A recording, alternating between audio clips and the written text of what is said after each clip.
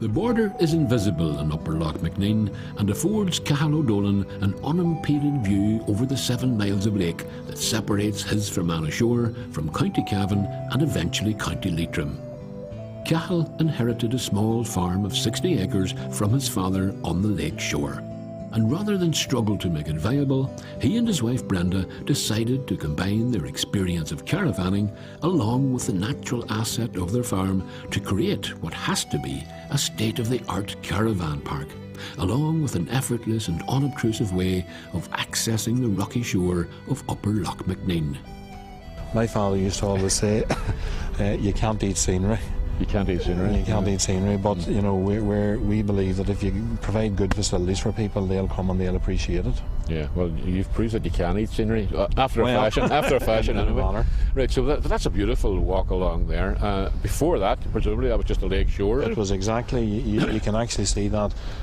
We built the path, and in order to protect the path, we put the stones in. Yeah. But really, what the stones is as it was prior to the path going in. Yeah. And quite a steep bank leading up to the farm and onto the caravan park. I suppose you have to balance a wee bit what you do in terms of making it accessible and comfortable for people, and at the same time retaining, you know, its natural look. Would that be the case? You have to sort of be careful about that. Well, the last thing you would really want is sort of bright and plasticky and something that's not in keeping with the environment. Yeah. You know, we tried to build it in such a way that it blended in. It wasn't obtrusive. Yeah. You know, for example, if you're on the other side of the lake looking over, you'll just about see it and no more. Yes. Very, very barely. Yeah. But you know, at the end of the day, we have to live here, and we certainly don't want it to be intrusive or something that people say, you know, it doesn't really fit.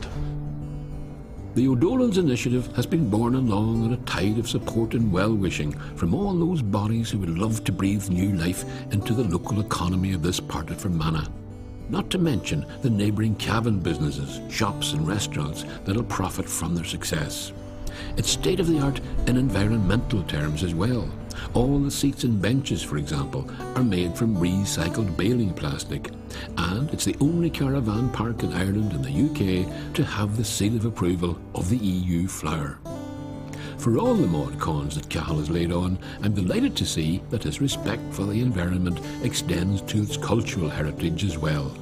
The lone thorn tree has pride of place still unmolested in the centre of the field. But if, like me, you're not familiar with how these sites work, you might think there's something missing. Whenever I first heard that you had a caravan park here, I expected when I arrived here to see caravans, but it's not. You don't have permanent. You're touring caravans only. Right. So for a lot of the year, and especially around this time of the year, presumably, you're going to have very few people visiting, really, I suppose. We had 5 people in at the weekend. Oh, you had, right? We had 5 people in at the weekend. Right. Over the winter, we provide limited service. You know, the full toilet block isn't open, but they still have their concrete pitch, their water, electric, Wi-Fi, toilet facilities, fishing, right. Swimming if you feel the need. not in this weather, I don't think.